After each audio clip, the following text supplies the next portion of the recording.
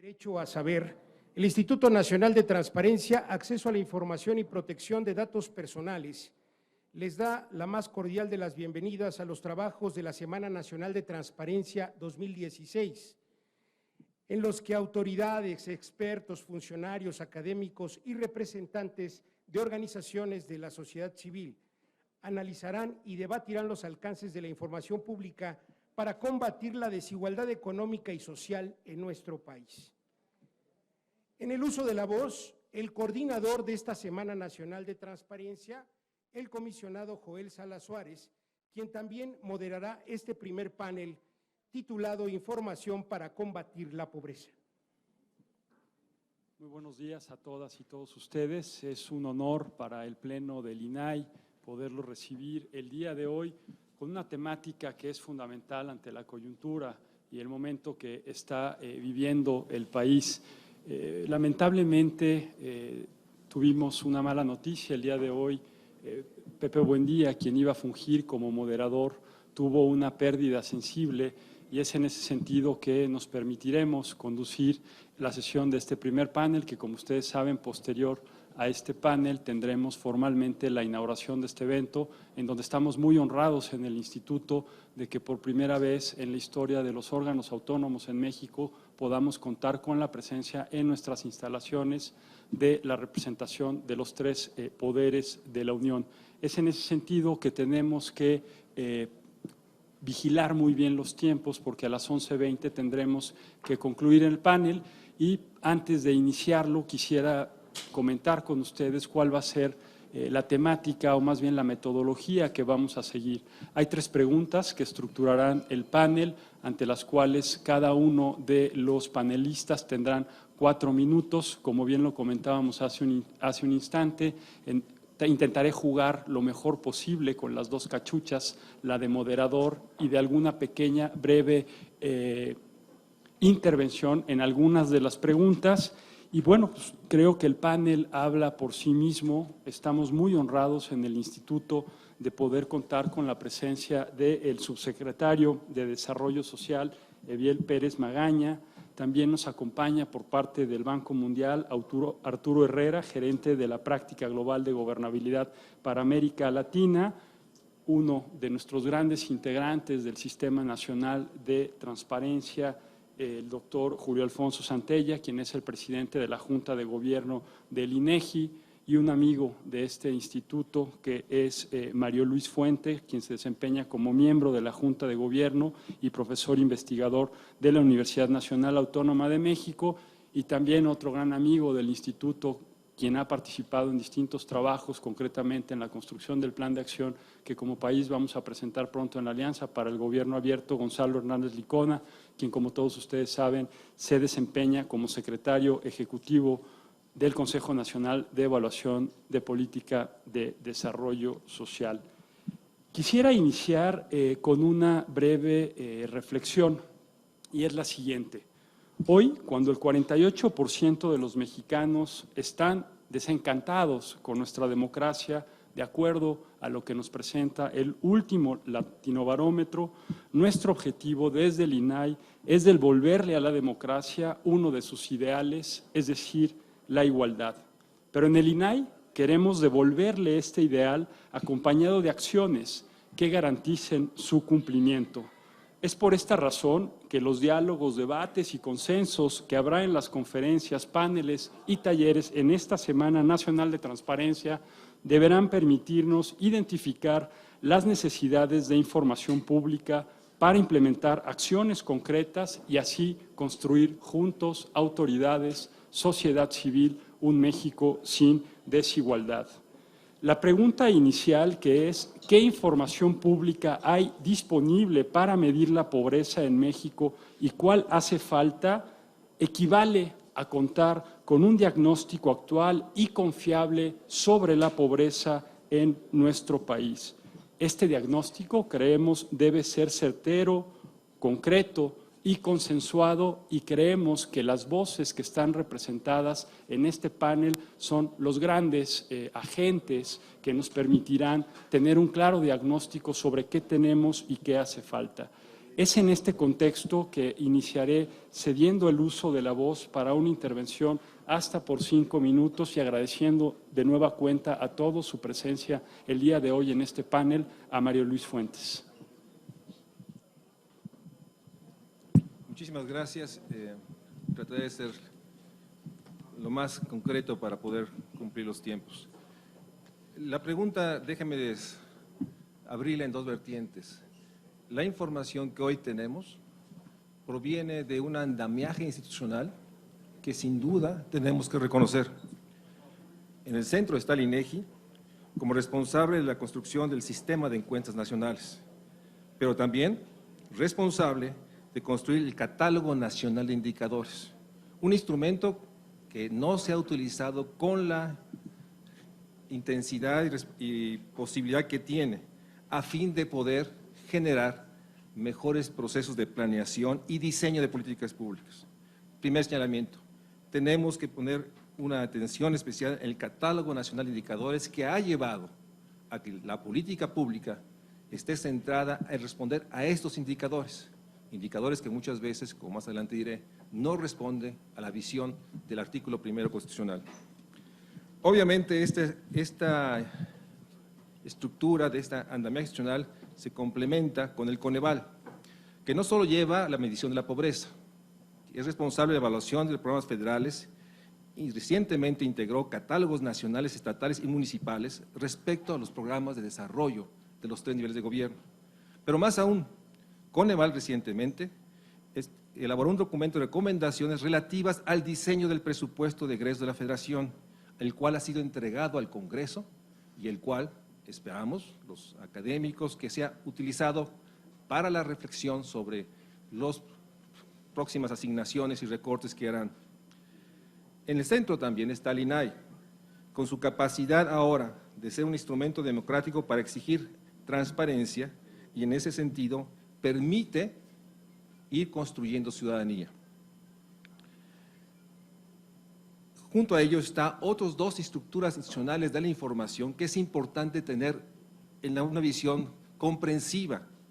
Está la Auditoría Superior de la Federación, que recientemente, como todos ustedes saben, se le ampliaron las atribuciones y funciones, pero que ha generado evaluaciones del diseño e impacto respecto a los principales programas financiados con recursos públicos.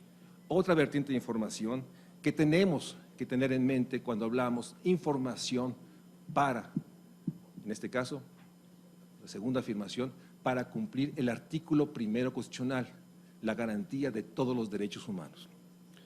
Junto al INEGI, Coneval, INAI, la auditoría, tenemos que nombrar a la CNDH, que hoy genera una serie de informes especiales que permite tener también valoración sobre el ejercicio de los derechos. Insisto, información sí para combatir la pobreza, pero información para construir política pública para garantizar los derechos humanos y cumplir el mandato constitucional. Junto al esfuerzo que hace la CNDH, tenemos que nombrar también el INE, el cual tiene la responsabilidad de generar información y evaluaciones en el ámbito específico de su política pública. Este entramado institucional podremos sostener que sin duda es un entramado institucional importante y robusto. Pero lo que tenemos que preguntarnos, y con esto termino, que el Sistema Nacional de Información, el entramado institucional tiene un mandato que a mi juicio, asevero, sostengo, no se cumple. La pregunta no es información para combatir la pobreza, es tenemos información para poder construir política pública para garantizar todos los derechos humanos como mandata el artículo 1. La respuesta es no. Muchas gracias, Mario Luis, por la intervención y ahora cedería la voz al presidente de la Junta del INEGI, Alfonso Santella. Muchas gracias, buenos días a todos ustedes. Es un placer estar en esta Semana Nacional de Transparencia. Cuando recibí la invitación, primero me quedé un poco azorado del INAI, interviniendo en estos temas, y después dije, es una oportunidad para que en esta materia también haya mayor difusión de lo que es la información en aras de la nueva cultura de la transparencia. La pregunta que nos plantean es, bueno, agradezco a Joel y agradezco a todos los miembros del INAI por la invitación. ¿Qué información está disponible y qué hace falta para combatir la pobreza? Creo que lo primero que tenemos que hacer es definir qué es pobreza para poder saber si tengo la información pertinente. Y la definición, la concreción de la pobreza no ha sido algo sencillo. Hemos llegado a la conclusión que es un proceso complejo que tiene vertientes multidimensionales, ¿no? Y estamos en una situación donde el consenso social, consenso científico, es que la medición, la definición de la pobreza tiene que ver con el hecho de que haya ciertas privaciones de los derechos humanos a los que se refería Mario Luis. Y cuando hay estas privaciones de estos derechos humanos, de estas carencias, es que estamos hablando de una situación de pobreza, ¿no?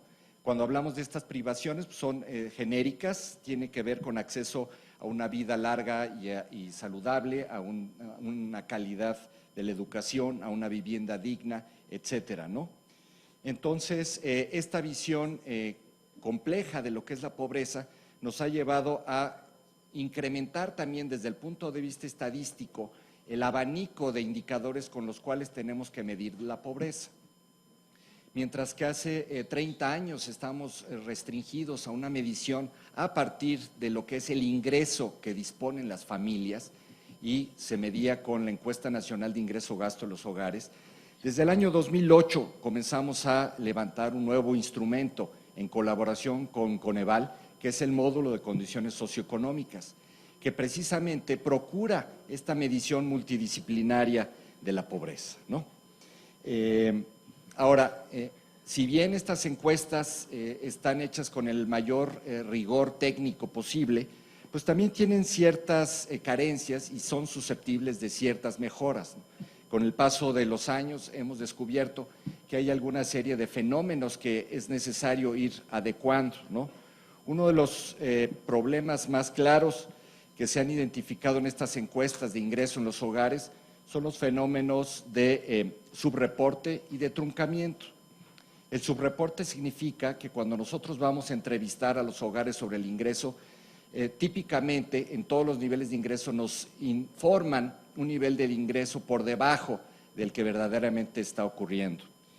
Y el fenómeno de truncamiento se refiere a que los hogares en México que tienen un ingreso muy elevado, es muy difícil que los capturemos en las muestras que nosotros hacemos para el levantamiento de estas encuestas.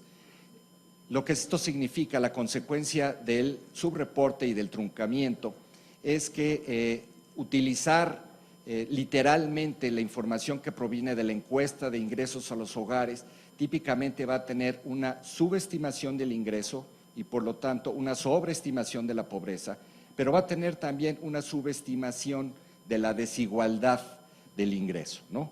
Es por eso que en el Instituto Nacional de Estadística y Geografía estamos buscando una agenda para la ampliación de la medición de la pobreza, ¿no? Y aquí es donde viene la segunda parte de la pregunta que nos están planteando. ¿Qué hace falta? Lo que hace falta es tener un amplio debate donde busquemos fuentes complementarias de información para poder mejorar la información que proviene de las encuestas nacionales de ingreso en los hogares. En el INEGI hemos hecho ejercicios de investigación, una agenda inicial, donde estamos complementando precisamente la información que proviene de estas encuestas con registros del Servicio de Administración Tributaria, registros anónimos, pero que tenemos claridad de lo que tienen las personas físicas. Y lo que encontramos es que de esta manera podemos tener una mejor distribución y niveles del ingreso, ¿no? Entonces, la agenda que nosotros proponemos, viendo hacia futuro, es tener un amplio debate en que participen muchos actores como los que están representados en este panel, de tal manera que tengamos una mejor medición del ingreso, de la pobreza, y con base en eso se tomen las decisiones siguiendo la invitación que nos hacía Mario Luis. Muchas gracias. Muchas gracias.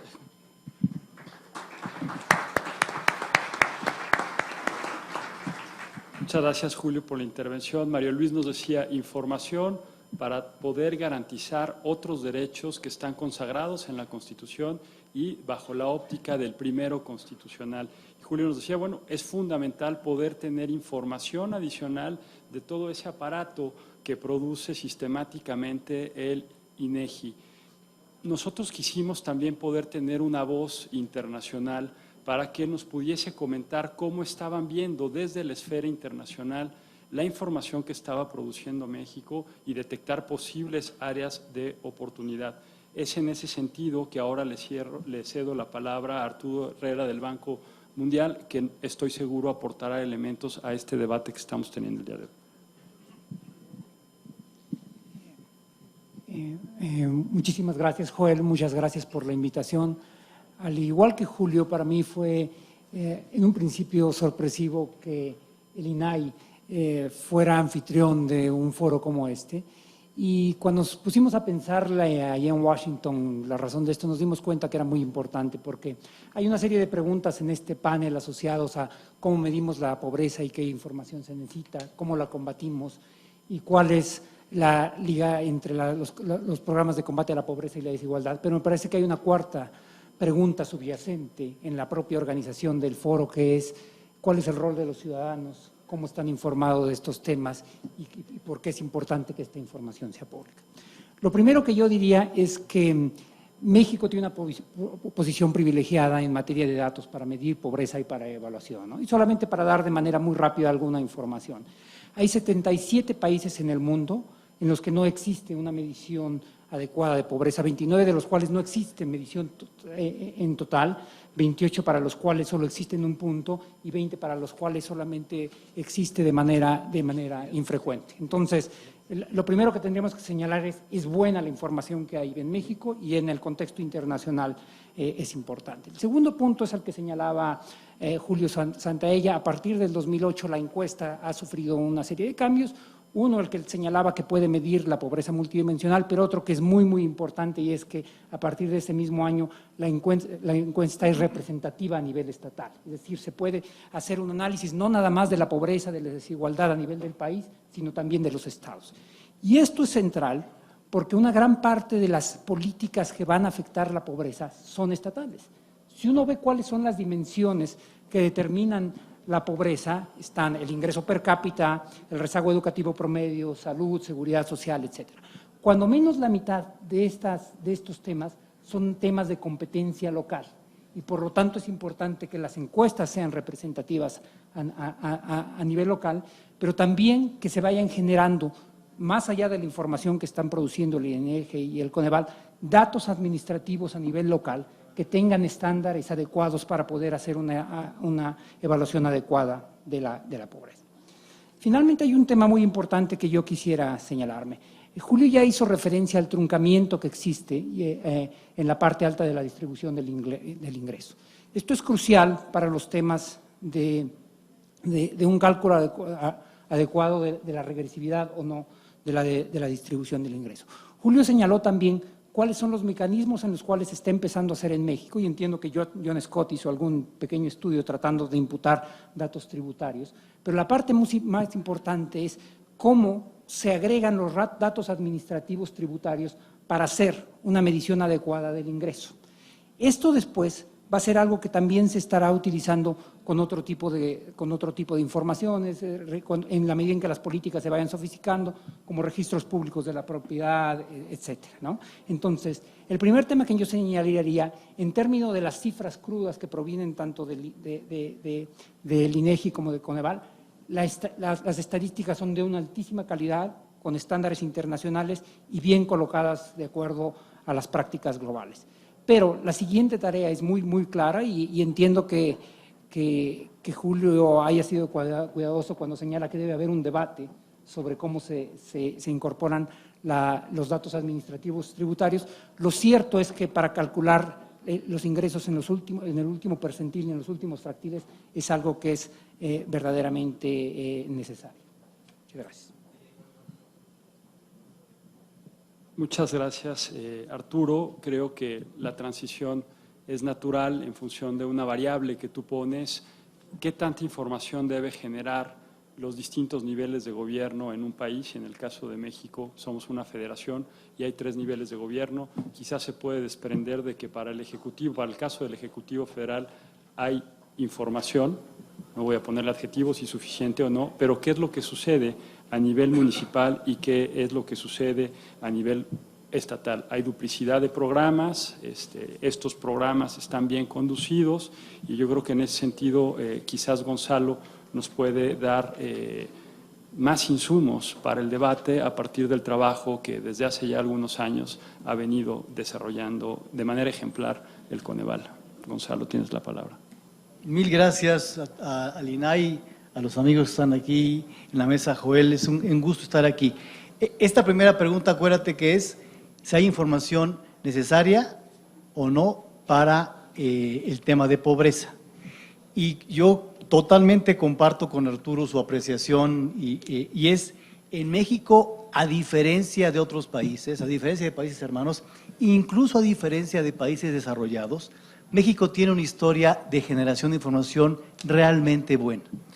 Tenemos una institución como el INEGI que lleva años trabajando de manera adecuada y rigurosa en generar información, con encuestas como la de ingreso-gasto, como encuestas como la encuesta de ocupación-empleo, datos del IMSS, datos en muchas fuentes donde hay realmente una información muy rica y muy variada, con la cual desde hace ya casi 8 años el Coneval ha podido medir pobreza, no solamente la pobreza nacional cada 2 años y la estatal, que antes no existía, también la municipal, ahí cada 5 años, pero también indicadores tales como dar un avance trimestral de cómo le está yendo al poder adquisitivo de los mexicanos en su ingreso laboral a partir de información del INEGI.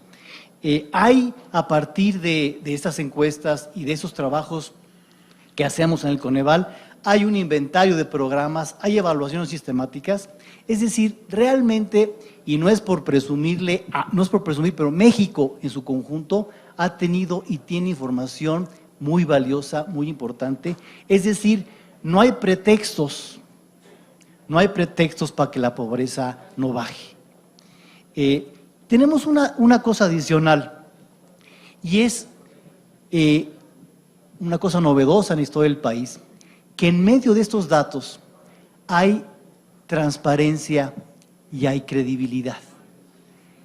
Hoy por hoy la democracia mexicana nos ha exigido para bien que la medición de pobreza, que la evaluación de programas sea un escrutinio que proviene de la propia democracia. La democracia no solamente es votar cada 6 o 3 años, la democracia del día a día implica el ciudadano atento a las cifras de problemáticas tan complejas como la pobreza, como la desigualdad. Hoy tenemos eso, la Ley General de Desarrollo Social le mandata al Coneval a medir pobreza de manera objetiva y de manera independiente. Eso es valiosísimo porque las cifras que de manera cotidiana damos son cifras que provienen de esta realidad que el INEGI recoge y no están sujetas a lo que diga pues, el presidente de la República o el gobernador o el secretario de Desarrollo Social.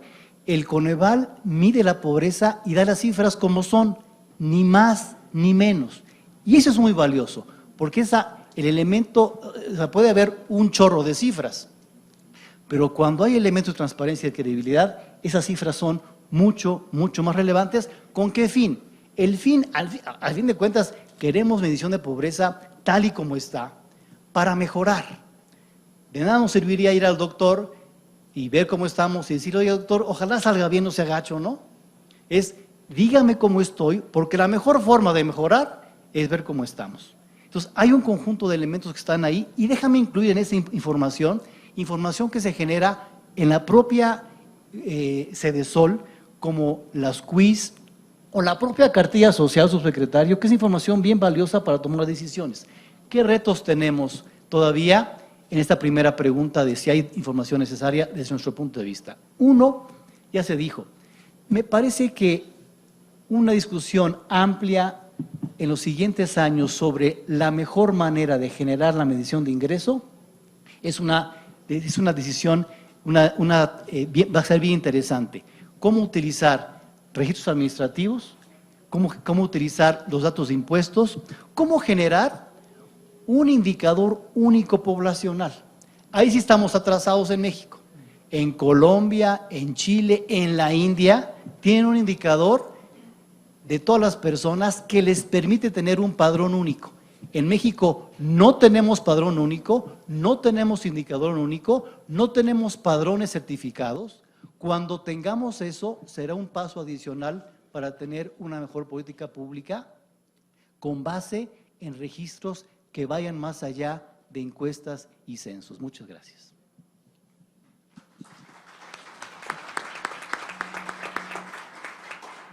Muchas gracias, Gonzalo. Escuchamos las voces de académicos, las voces de titulares, de órganos autónomos, una visión internacional y creo que el panel se va a complementar muy bien ahora con la voz de un tomador de decisiones, de un implementador y al mismo tiempo de un generador de información para garantizar algunos de los principales programas sociales en este país, por lo cual le cedo la voz al subsecretario Eber Pérez Magaña.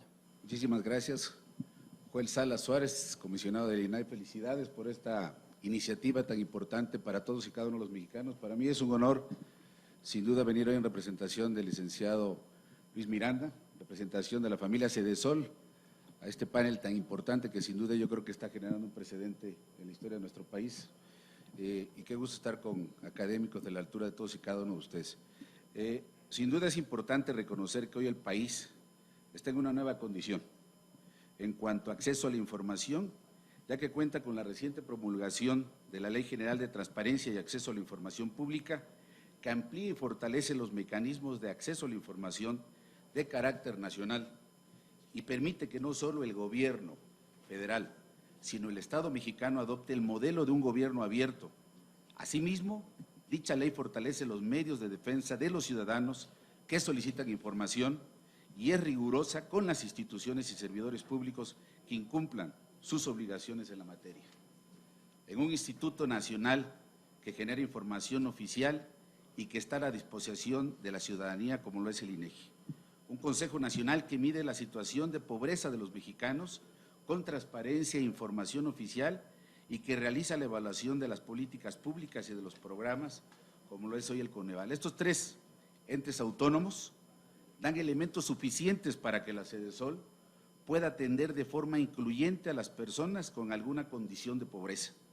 Hoy la Cedesol cuenta con un presupuesto importantísimo, casi 109,000 millones de pesos, con el cual se atiende aproximadamente a 40 millones de personas a través de programas que han sido rediseñados, ¿sí?, considerando la transparencia y la medición de la pobreza para disminuir sus carencias en alimentación, adecuación, educación, salud, seguridad social, vivienda digna e ingresos suficientes. Todo ello nos ha permitido ejecutar una estrategia de inclusión con sentido humano. ¿Qué información está disponible y cuál hace falta para medir la pobreza? Sin duda, por ley, desde el 2008 existe información disponible cada 2 años para la medición multidimensional de la pobreza en México. Esto gracias a la participación, ya lo dijimos, del INEGI, que proporciona la información necesaria que obtiene a través de censos, encuestas intercensales y encuestas de hogares para que el Coneval realice los cálculos de la pobreza. Es por eso que todo ciudadano puede consultar de manera pública los resultados de la medición, así como tener acceso a las metodologías de cálculo y a las fuentes de información antes mencionadas, permitiendo generar un esquema que da certeza, transparencia a los resultados. Hoy Cedesol, bueno, y aquí lo acaba de mencionar Gonzalo, estamos innovando mecanismos que nos permitan tener una mayor comunicación, no solamente hoy que tenemos como obligación por ley dar a toda la ciudadanía, sino también mecanismos que estamos ofertando, como son las quiz, la cartilla social que hoy estamos entregando a todos y cada uno de los beneficiarios para que tengan conocimiento claro de a qué tienen derecho, qué están recibiendo y hacia dónde pueden dirigir, hacia dónde pueden conseguir oportunidades generadas mismas de las diferentes dependencias de gobierno. Eso es parte de lo que estamos haciendo en Cedesol. Muchas gracias, subsecretario. Ahora pasamos a la segunda pregunta, que me permito leerla. ¿Cómo utilizar la información pública para combatir la pobreza? María Luis, a través de tus emisiones en México Social, pues es un tema que sueles poner sobre la mesa y debatir con la multiplicidad de voces que existen en la sociedad mexicana, y creo que las cifras de pobreza que persisten en el país ahí están. ¿Cómo utilizar la información existente para tener los resultados que el país está buscando de cara a la Agenda de Desarrollo Sostenible 2030? Te toca, como lo hicimos en la primera ronda, iniciar con esta segunda pregunta. Gracias. Tomo lo que Julio Santalla sostiene. Sí, hay que iniciar un debate, pero un debate no sobre si la información, déjame refrasearlo así, tenemos información para poder evaluar la pobreza que hoy definimos como la ausencia de acceso a 7 carencias? Sí. Lo que no tenemos es información para medir bajo una dimensión de la pobreza que no responda a la ley de 2004. La ley de desarrollo social fue 2004, no ha sido homologada al gran cambio constitucional del 2011, artículo 1. Se requiere primero un debate sobre la actual definición de pobreza, es la que debe persistir en el siglo XXI, cuando el planteamiento de los ODS al 2030 es garantizar una vida digna. Si pobreza es la imposibilidad de ejercer todos los derechos humanos, no tenemos esa información, pero para eso se requiere modificar la Ley de Desarrollo Social y definir si esa pobreza de 7 carencias es la pobreza que hoy debe ser vigente. Entonces, para ser afirmativos, sí tenemos información para esta concepción, déjenme usar esta excepción, de una definición muy pobre de la pobreza que está en la Ley de Desarrollo Social, que mide acceso nominal, gente que está adscrita a los padrones.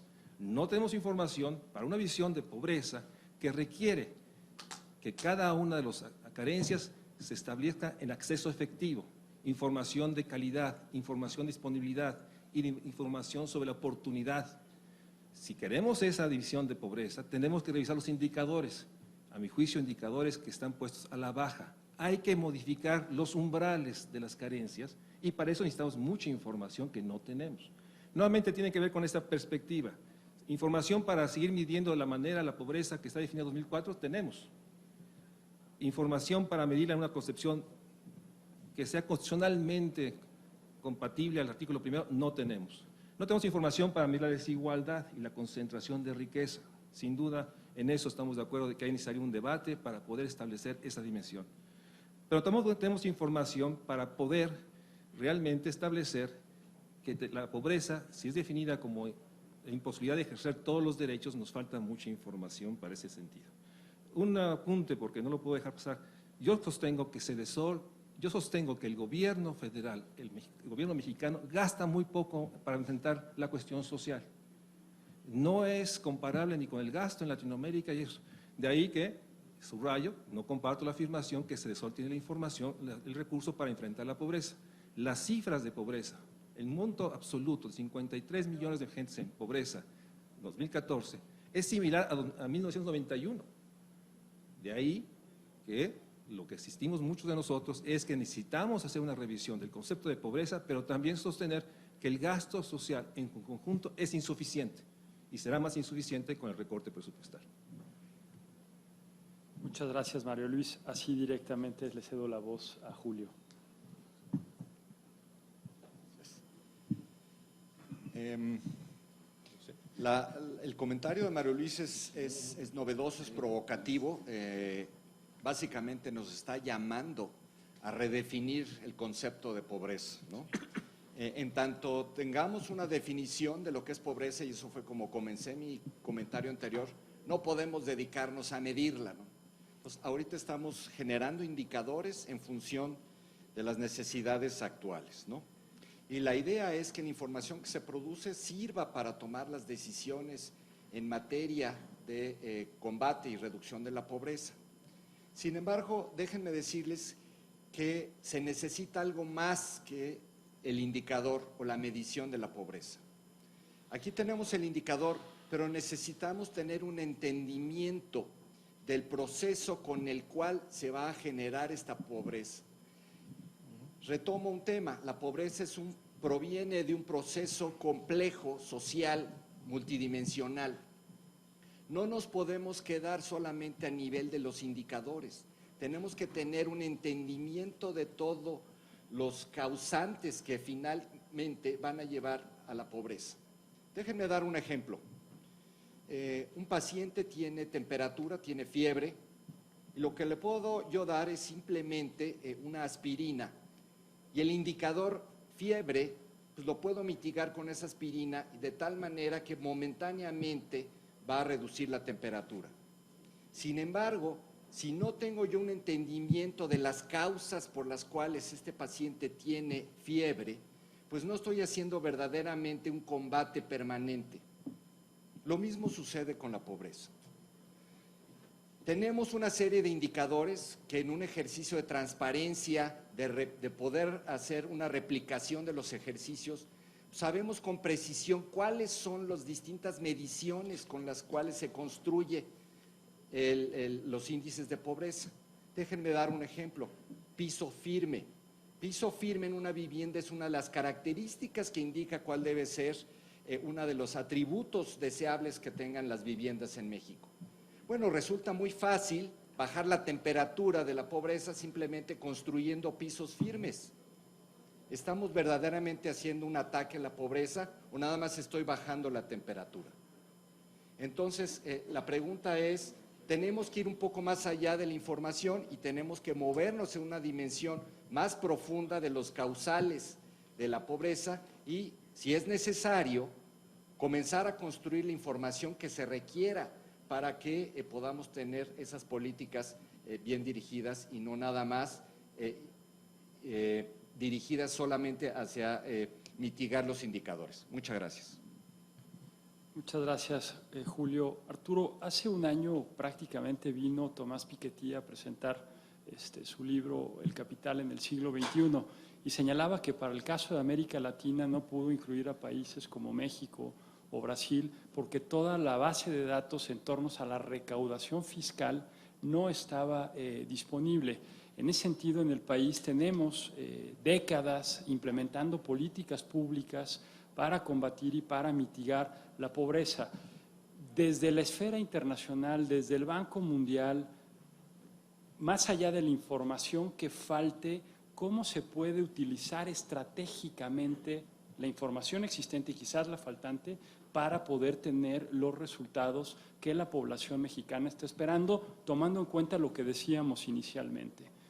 20 años después de tener una democracia electoral, como que hay este sentimiento de que siguen resultados concretos ausentes. Y uno de ellos, pues quizás es la erradicación de la pobreza. Claro, muchísimas gracias. Y yo creo que esa es la pregunta relevante, ¿no? La pregunta de la ronda anterior, en el fondo, la pregunta que nos estábamos haciendo es si medimos bien la pobreza, ¿no? Pero eso solamente es el primer paso. El siguiente paso es qué tipo de programas tenemos que diseñar para atacar la pobreza. Y hay un tercer paso, que es donde juega un rol muy importante el Coneval, es si esos programas no son los adecuados, cómo los corregimos, o si tenemos que ampliarlos. Y eso nos lleva al tema planteado por María Luis Fuentes, que es si tenemos recursos suficientes o no para combatirlos. Entonces voy a ir en ese sentido, ¿no? El primer punto es que México ha avanzado mucho efectivamente en la medición de la pobreza y en la evaluación de los programas para la pobreza, pero eso no garantiza en absoluto que llegan los recursos a los programas adecuados. Se sabe más o menos cuál es la técnica para saldar esto, es un poco la técnica del presupuesto por resultados, ¿no? Que es cuál es el programa, cuáles son los resultados, hay una evaluación, pero después tiene que haber una retroalimentación que implicaría que las secretarías tendrían que, con esta información, rediseñar sus programas y cambiar o no los presupuestos, pero además supone que quien aprueba los presupuestos, la Cámara de Diputados, también tiene la capacidad técnica y está involucrado en un diálogo que permite hacer esto. Ahora, esto es mucho más fácil de decir que de hacer, porque como todos sabemos, los presupuestos suelen tener un carácter inercial. Rediseñarlos es complejo, implica modificar y cambiar recursos humanos, etcétera, ¿no? Pero ese es el primer punto, es hacer una utilización adecuada de la información en el diseño de los proyectos. El segundo tema que es crucial en el caso mexicano es el reconocer que a partir de ciertas dimensiones como educación, salud, algunos de los temas de dimensiones, esas son atribuciones de los estados. Y cómo hacer una coordinación efectiva es un tema que no es sencillo y no es sencillo en particular para un país como México.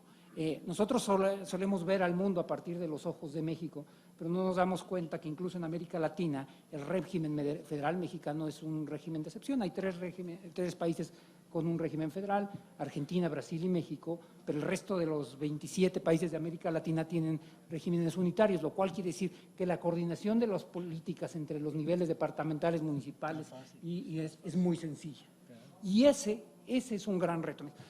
Y no hay ningún cuestionamiento del régimen federal, ¿no? O sea, cada país eligió en el siglo XIX por dónde se debía, hay ventajas y desventajas, hay una autonomía mayor de los gobiernos locales, que es muy importante, pero el tema es cómo armonizar la información a nivel estatal y cómo pensar cuáles son los programas que son adecuados.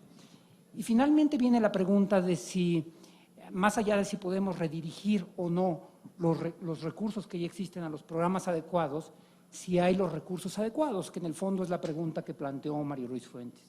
Y que tiene que ver, por cierto, algo con un tema que ha estado subyacente en este panel, que era el tema tributario, ¿no? Entonces, México recauda, la recaudación no petrolera de México es alrededor del 12% del PIB.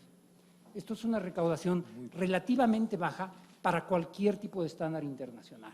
Para que tengan una idea, Guatemala recauda alrededor del 11% del PIB y es uno de los países con las recaudaciones más bajas en el mundo, ¿no?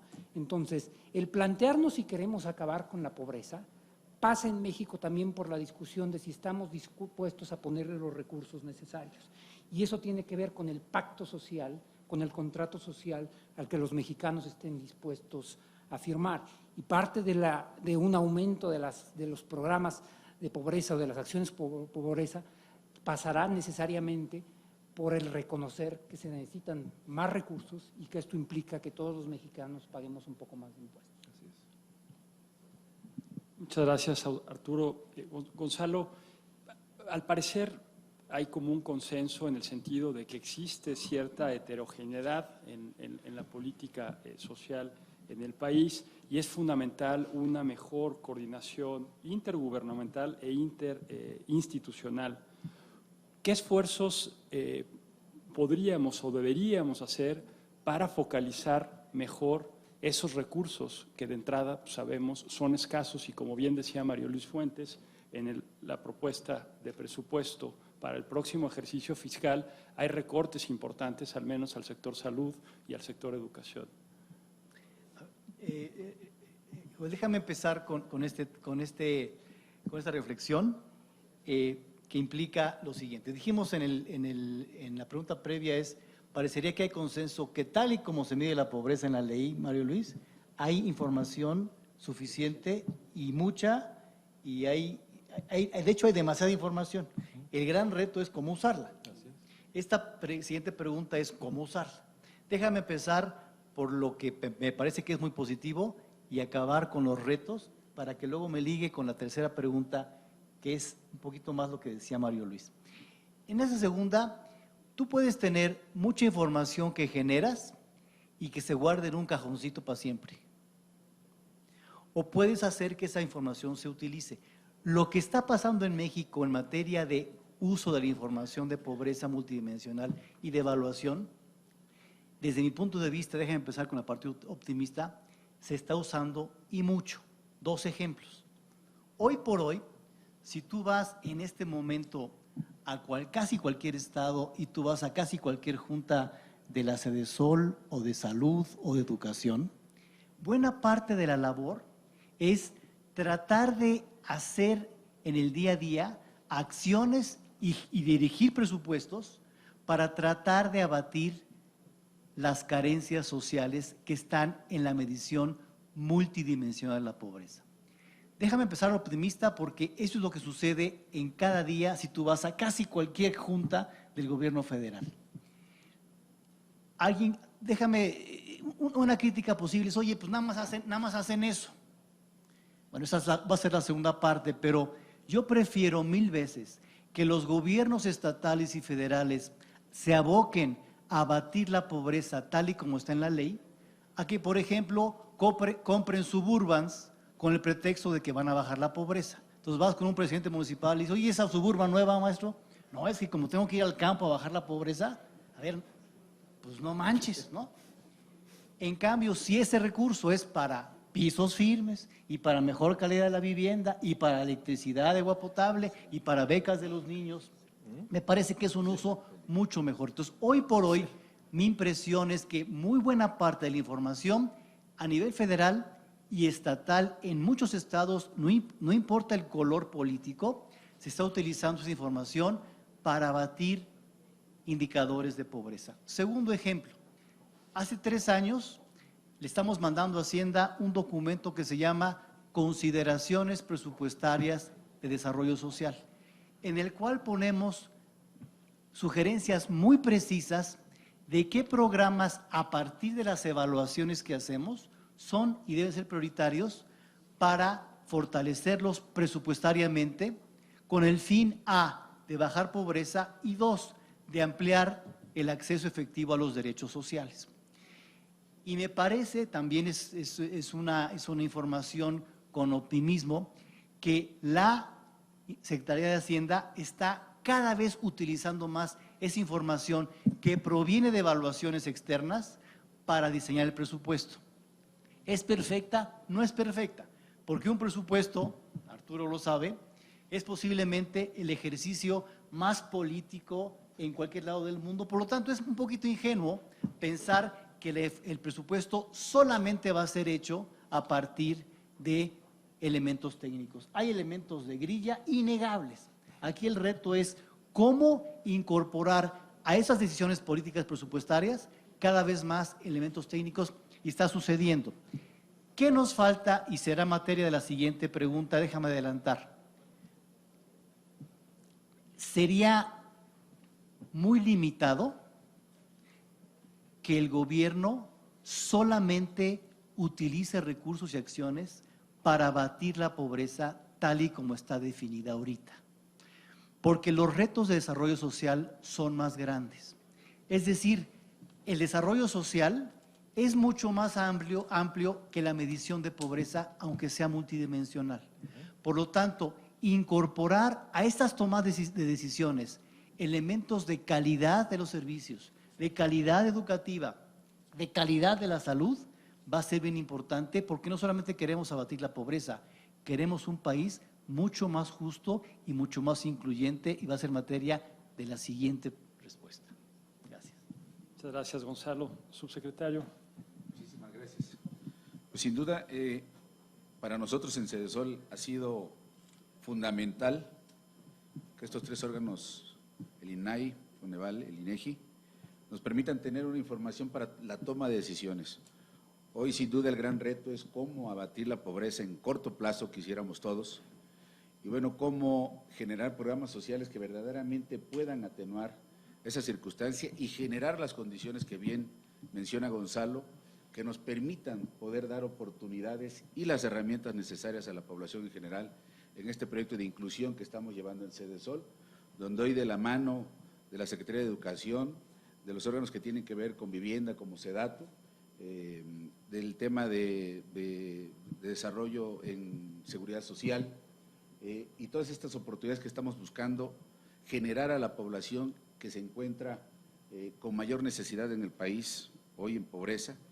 Y bueno, sin duda esto fue utilizado para poder construir por parte del gobierno federal, por parte de la iniciativa del presidente de la República, Enrique Peña Nieto, el Plan Nacional de Desarrollo, ya que sirvió sin duda como base para definir la meta nacional de México incluyente que nos hemos trazado, objetivos, estrategias y líneas de acción. El programa sectorial de desarrollo social y el programa de México sin hambre, ya que fue de utilidad para elaborar el diagnóstico sobre la pobreza e identificar las acciones encaminadas a impactar indicadores. Esto siempre pensando en impactar indicadores, pero también en generar ese desarrollo social y humano que nos hemos trazado. Asimismo, la información que se genera en torno a la medición de la pobreza es utilizada para el diseño de las reglas de operación de los programas sociales, especialmente para focalizar la atención a sectores de la población según su nivel de pobreza y de vulnerabilidad en un contexto de transparencia y eficacia. De igual manera, esta información ha permitido implementar una estrategia de inclusión social que ya fue mencionada aquí, que identifica a la población según su nivel de carencia y su atención a través de diferentes programas gubernamentales, en una estrategia de transversalidad que busca y que tiene como objetivo poder generar una inclusión que genere mejores condiciones para los mexicanos. Muchas gracias, subsecretario. Nos restan 15 minutos. Les pediría, si es posible, en este momento en donde mucha gente nos están reportando, está acompañando la transmisión en vivo y también vía redes sociales, si es posible que en 2, 3 minutos cada uno podamos abordar básicamente como con 3 o 4 tweets la última pregunta, que básicamente nos lleva a hacer una sinergia entre lo que fue esta mesa y lo que es la temática general de la semana que hoy está organizando el Instituto. Cómo el combate a la pobreza puede contribuir a reducir la desigualdad? Mario Luis. Primero, un reconocimiento al INAI, a su consejo y a Joel Salas por haber puesto en el centro que el gran tema social es la desigualdad. Déjeme remitirme a la pregunta de 2004 del PNUD. ¿Cuánta desigualdad y pobreza pueden resistir las democracias? Hoy, sin duda, el fenómeno que está corroyendo la democracia, entendida como el modelo de organización para un bienestar creciente, artículo 3 constitucional, está amenazada por desigualdad y pobreza y por la violación de todos los derechos humanos. En ese sentido, mi reconocimiento. Segundo, lo dijo Gonzalo, y creo que lo dijo matizado, creo que hay una enorme opacidad de cuáles son los criterios de diseño de política pública y hay una gran opacidad de cuáles fueron los criterios y prioridades en el recorte presupuestal 17. No tenemos información, espero que el Congreso la solicite, de tal forma que el informe de evaluación de política social de Coneval establece que un porcentaje muy alto de programas sociales federales y estatales no tienen claros indicadores de impacto, no tienen claro del diseño de cuál fue el proceso, el problema que querían resolver. En ese sentido, creo que existe una gran opacidad y debe usarse mejor toda la información disponible. Tercero, yo creo que es fundamental que pongamos que el centro de la cuestión social es la desigualdad, no es un elemento adicional a la cuestión social. Para poder resolver la pobreza y la violación de los derechos humanos entendidos como los DESCA, se requiere enfrentar la desigualdad y las brechas que se están generando en esta república social salvaje, en que cada entidad y municipio generan un número de programas que no tienen ninguna correlación más que con la idea de una visión de poder. En ese sentido, reconozco lo que bien dice el presidente de INEGI. El problema es que tenemos en el Plan Nacional de Desarrollo incluso indicadores muy a la baja. En el Plan Nacional de Desarrollo, el indicador de la cuestión social es porcentaje de población en pobreza extrema con carencia alimentaria. La meta al 18 era una reducción del 3%, una meta muy reducida. Si no modificamos los indicadores, estamos operando con una lógica que hay que hacer pisos de tierra cuando debimos haber puesto construir viviendas dignas de 90 metros cuadrados. Entonces hay que revisar, y por eso la importancia del catálogo de indicadores, que estamos generando una política social que reproduce la pobreza y expande la desigualdad. En ese sentido, mi comentario es que asumamos plenamente que el gran problema es la pobreza entendida como la violación de los derechos humanos, no solo como las 7 carencias Coneval o Ley de Desarrollo Social, y asumamos que tenemos que poner en el centro en generar un país de mayor equidad, y eso implica conocer el truncamiento que tenemos y las brechas y poder generar un pacto social, que es una política fiscal, un presupuesto que defina con mayor claridad quién paga, cuánto paga y a quién se asigna y cómo se asigna. Esa es la discusión política y yo aprecio y agradezco mucho la oportunidad de estar en esta mesa, Joel. Muchas gracias, Mario Luis. Julio.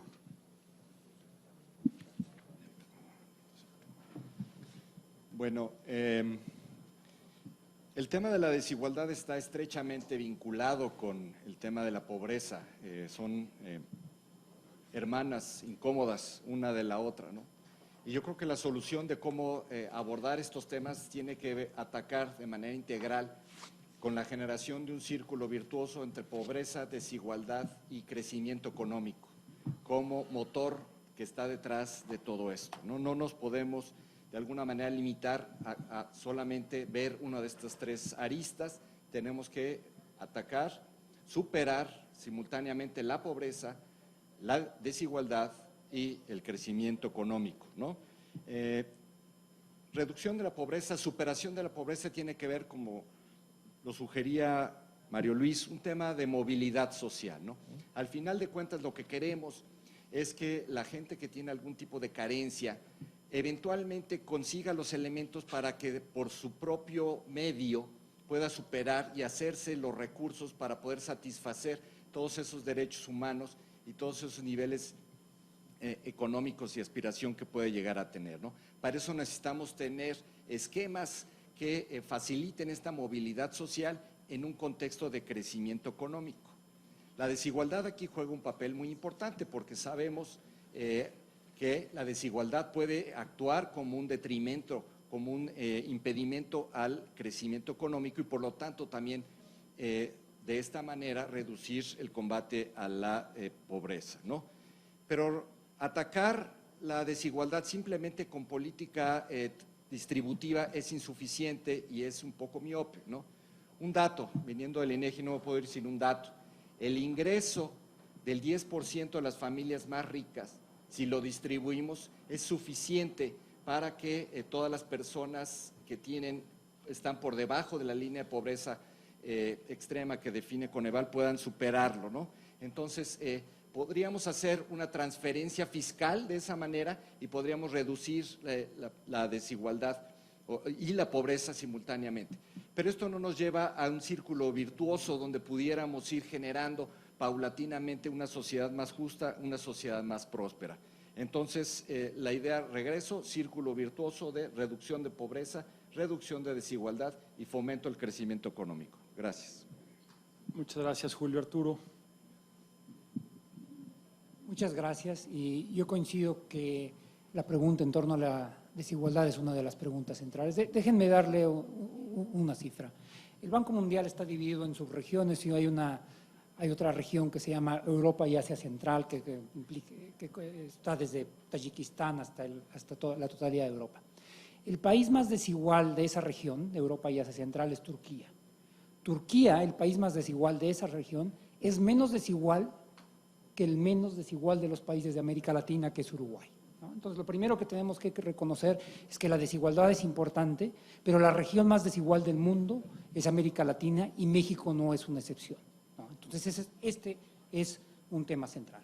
Ahora, para atacar directamente la pregunta que se nos plantea en el panel de si los programas de pobreza al mismo tiempo contribuyen a disminuir la desigualdad, una respuesta inmediata es no. Uno puede imaginarse, por ejemplo, hacer un ejercicio teórico donde se aumentara 3 veces el ingreso de todas las personas, pero tal vez 4 veces el de los mayores ingresos, y la pobreza disminuiría, pero la desigualdad aumentaría. De hecho, esta es la hipótesis con la que se hizo famoso uno de los primeros Nobel de Economía, Simon Coase, que decía que en la medida en que los países se iban desarrollando, primero se volvían muy desiguales y después tendían a volverse más equitativos. Bueno, si esto no es cierto, entonces esto requiere un tratamiento específico para los temas de desigualdad. Y tanto María Luis Fuentes como Julio sugirieron que parte de la razón podría estar en la parte tributaria. Y esta es, y tú hiciste referencia a algunos momentos, precisamente la hipótesis de Piketty. La hipótesis de Piketty es que el mundo suele ser desigual y que de hecho lo que hemos visto en las últimas décadas había sido una excepción. Queriendo ser igualmente provocador, Stiglitz dijo hace poco que la desigualdad es una elección, ¿no? Que tiene que ver con el marco fiscal y tributario que tiene un país. Entonces, en ese sentido, el tema de la desigualdad en México necesariamente va a tener que pasar por una revisión de la estructura tributaria. Y una segunda pregunta, que es si esto conlleva mayores recursos para el gobierno, ¿cuál será el destino de esos recursos? Y eso sí, yo nos puedo ligar a esta pregunta, juntaría los dos problemas y parte de esos recursos van al combate a la pobreza. Muchas gracias. Muchas gracias, Arturo. Gonzalo.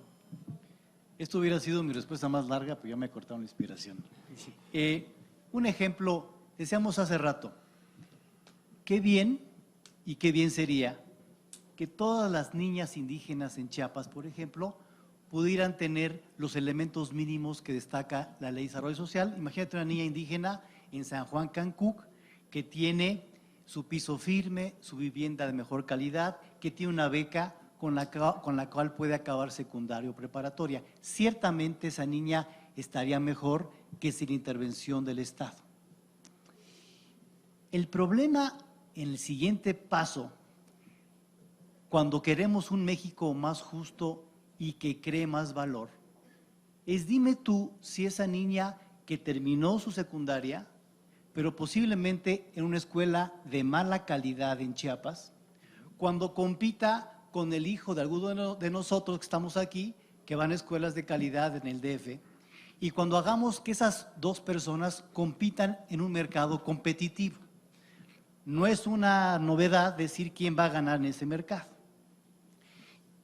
Esto implica que solamente quedarnos con la pobreza tal y como se mide ahorita, que es un logro poderlo generar, pero si no pensamos en el en la acción pública como un tema verdadero de inclusión social, el día de mañana seguiremos con uno de los países más desiguales del mundo y seguiremos no solamente con un país que no sea justo, y cuando digo justo nos gustaría a todos como sociedad que esa niña indígena de Chiapas tuviera el chance de competir, por ejemplo, para ser senadora, diputada, CEO de las mejores empresas, porque hoy en México eso no se observa.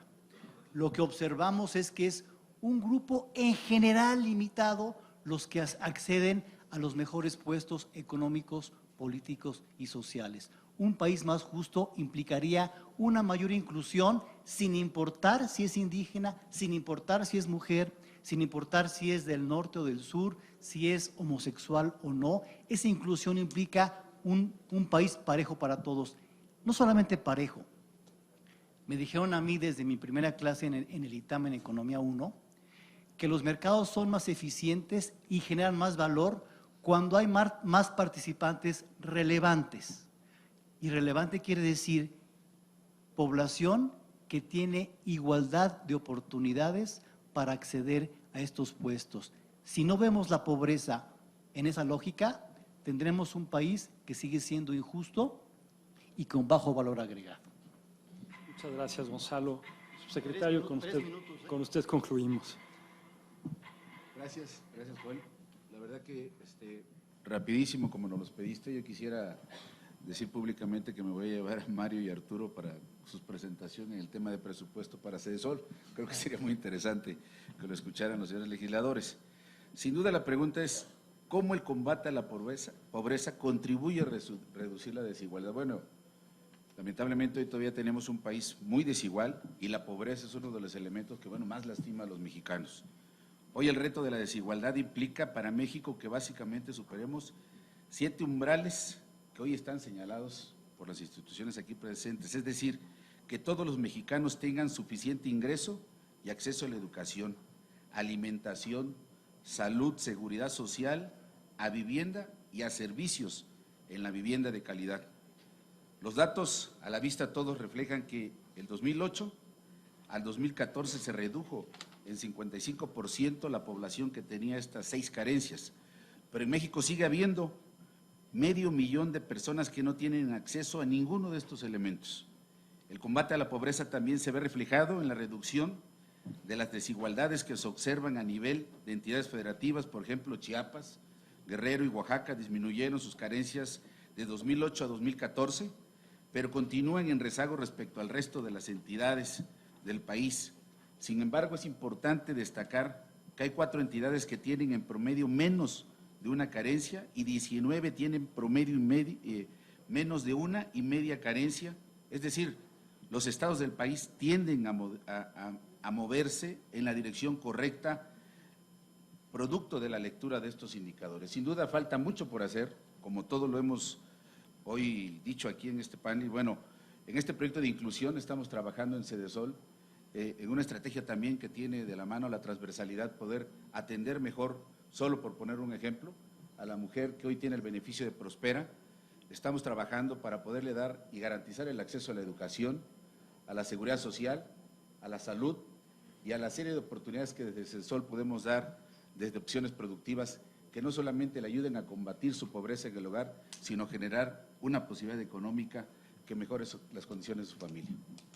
Muchas gracias, subsecretario. A nombre del Pleno del INAI agradecemos de verdad la participación de todos y cada uno de ustedes y sobre todo al público que tenemos la fortuna que el día de hoy nos acompañe, por lo cual pediría un sentido aplauso para todos y cada uno de estos expositores. Muchas gracias. Vamos a tener preguntas, ¿verdad? Es que ya está el Estado Mayor, pero la discusión va a seguir. Le pediríamos al comisionado Salas Suárez, por favor, entregue reconocimientos a los panelistas que participaron en esta mesa.